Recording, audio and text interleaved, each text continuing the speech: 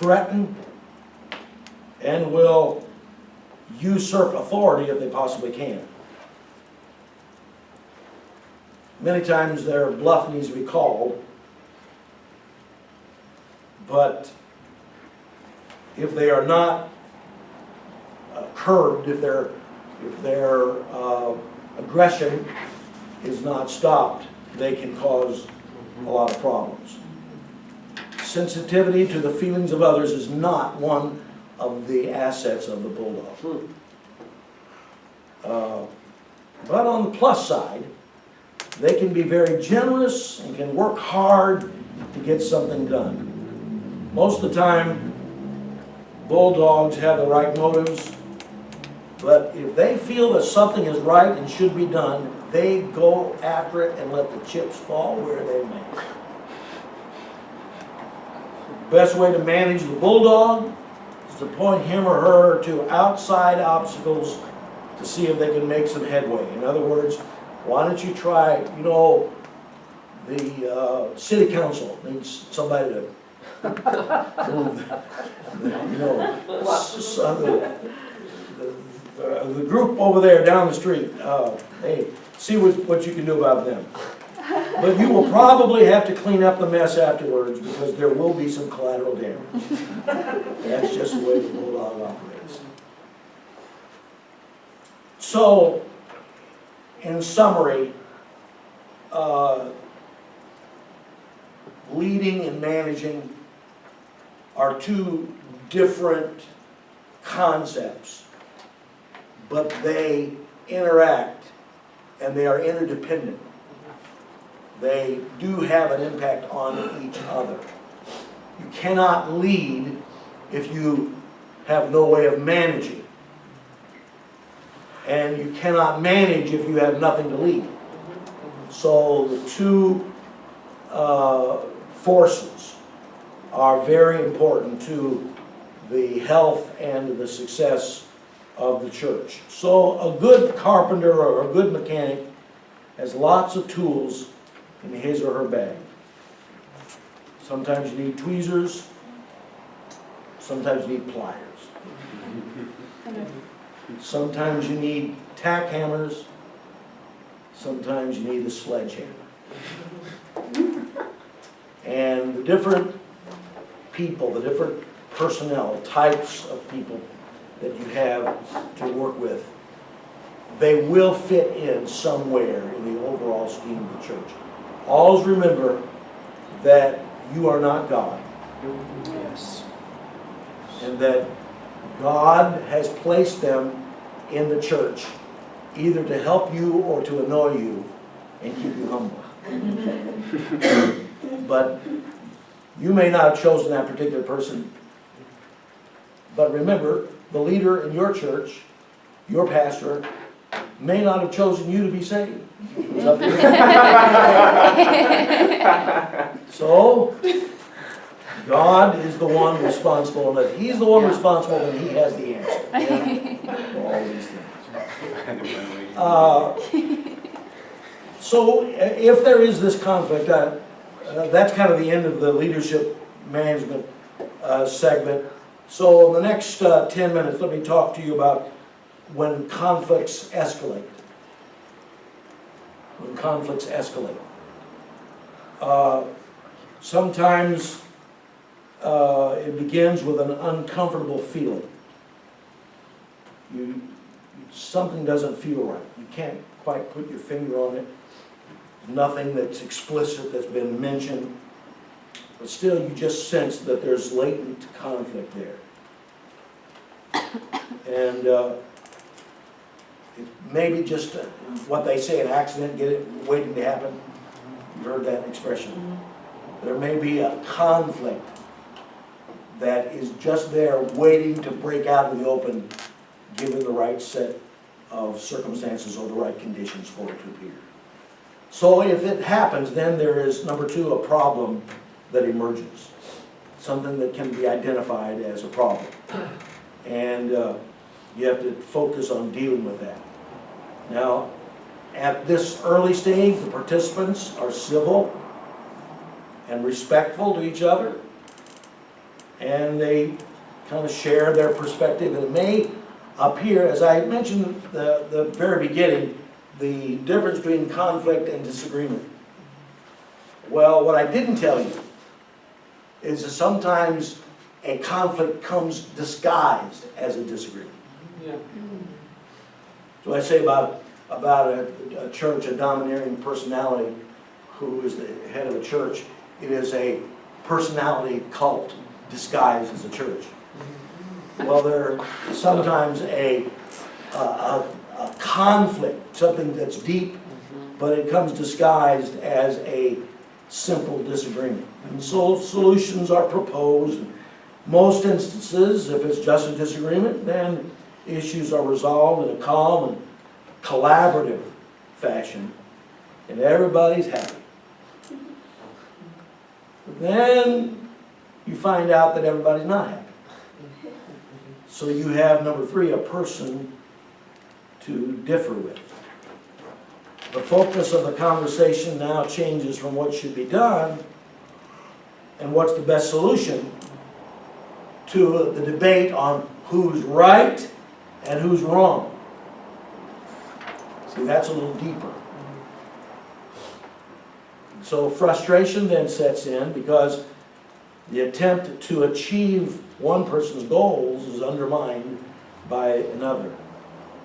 So parties become more cautious in dealing with each other. It's like, how do 2 porcupines kiss? Heard that, haven't you?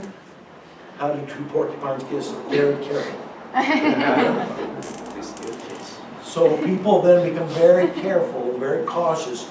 They try to choose the words just right. But the dispute can still be maybe constructive if each of the parties involved make a greater effort to see the other person's point of view. But on the other hand, if the matter is not resolved, the situation can deteriorate into something that's destructive. Number 4, then it becomes not just a person to differ with, but a dispute to win. There's no longer any collaboration, and then that causes other issues, problematic issues, to appear, and that just simply confuses things.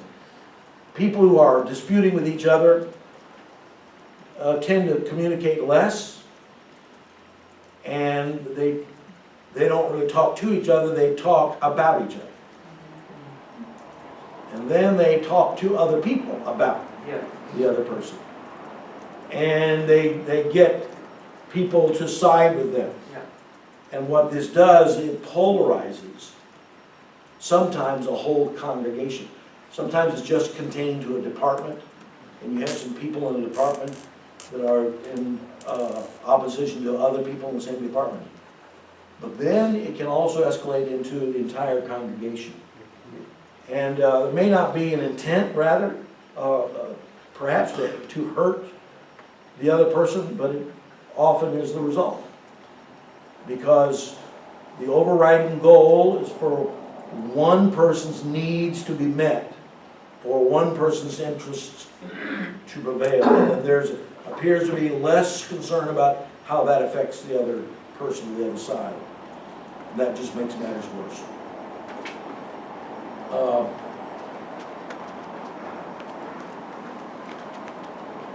When you take action because of the dispute, then that gets a reaction from the others.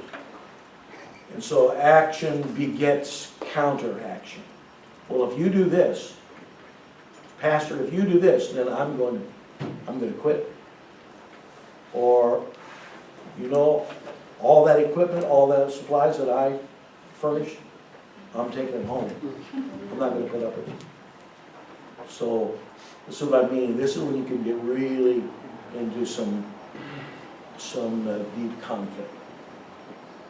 So then it becomes not just a dispute to win. It becomes a person to verbally attack.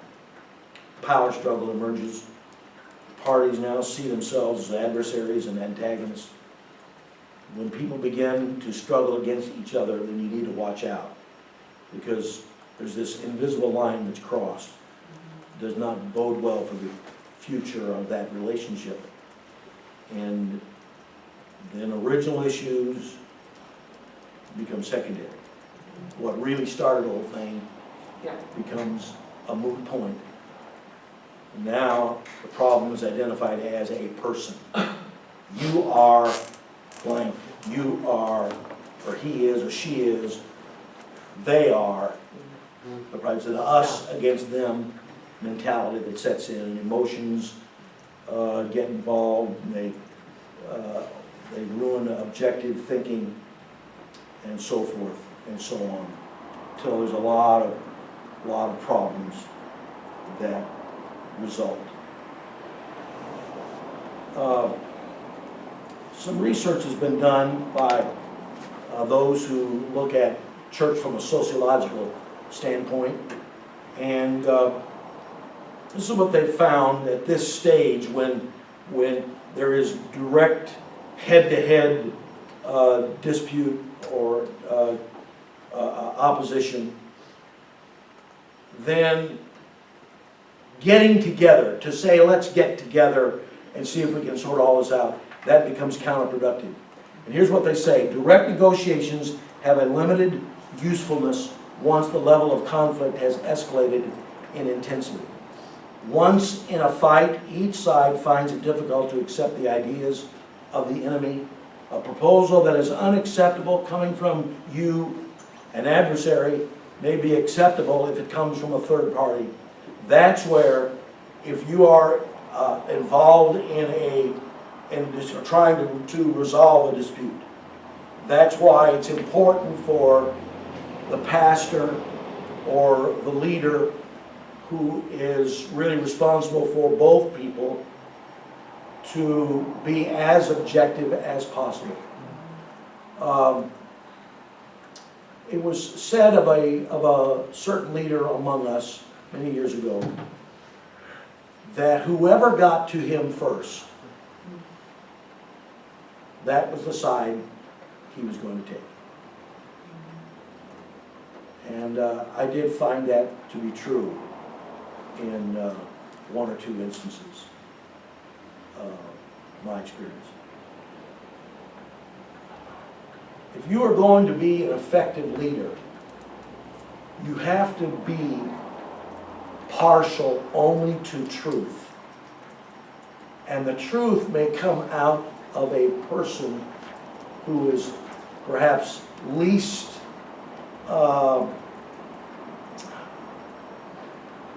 where it's least expected. A person that may not be very talkative, maybe somewhat of an introvert, that person might actually have truth. So you cannot make a judgment on the basis of friendship, of personality, of money, of influence and power. Obviously, a pastor or a leader of a church is very concerned about the viability of that church. And if the wealthiest person gets peeved and gets up and walks out of here, what's going to happen? That's where your loyalty has to be toward truth, toward God, toward righteousness. And I will tell you from personal experience that I have had to watch people get up and walk away. There was a period of time in our congregation in Toledo that I lost the top 10 givers. Some because of conflict, others, not all of them because of conflict. But in one period of time, it was over about a period of 2 years, that the 10 best givers. And so I had to make some decisions. And I believe, I had nothing to do with it, but I believe that God honored decision to stand firm, and stand true, and do what's right. And the church's income never went down. It was unbelievable. But when you think about it on an individual basis, we can't lose that person. We've got, whatever it takes, we've got to pacify it. We've got to placate them. We've got to, you know, whatever it takes. No, do what you can, but what it takes is to be, to have integrity, to do what's right, and then believe. I mean, who called you into the ministry in the first place? Who put you in your position? If it was not God, then, and it was man, then you can be taken out. It's like some dads tell their rebellious sons, I brought you into this world and I can take you out of this world. So if a man is responsible for your position, then he can eliminate. But if God is responsible, then nothing can be done. If God is for you, then who can be against you? So we could say a whole lot more about this, about the person, but we'll summarize it by saying this: more intense, the more irrational. More intense the conflict, the more irrational it becomes. And two intensifying processes take place throughout. Number one, increasing frustration and anger. Or number two, an increasing negative perception of the character of the other side. Somebody needs to say, stop, enough already, let's bring in a peacemaker and gracefully resolve our differences so that the healing can begin. And that most likely is going to come down to something called forgiveness. And we'll talk about that in the next session. Okay, any questions? Increasing frustration and anger, and what was number two? Number two was increasing negative perception of the character of the other side.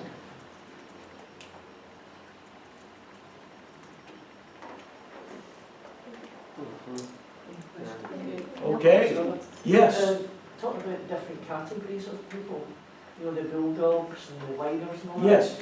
Can people fall between these categories or show attributes of more than one, and does that affect how they are dealt with? No, that's entirely possible. In fact, it's probably more likely than the scenario that I described, because you know, people are complicated and complex in their personalities, and so and also to varying degrees. Somebody might be somewhat of a bulldog, but they can be corralled pretty easily. Others are very intense, and it's hard to. So there's different degrees and different mixes of personalities and types.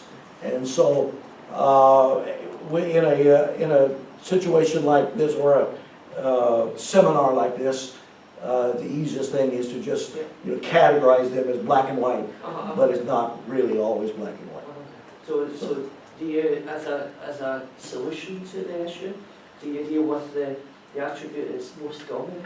The most dominant, the most intense attribute that's causing the most disruption. That's what you have to look at first. And then if it's settled down, then the other can be looked at afterwards. Anyone else? Okay. Give you 10 minutes. Yes. And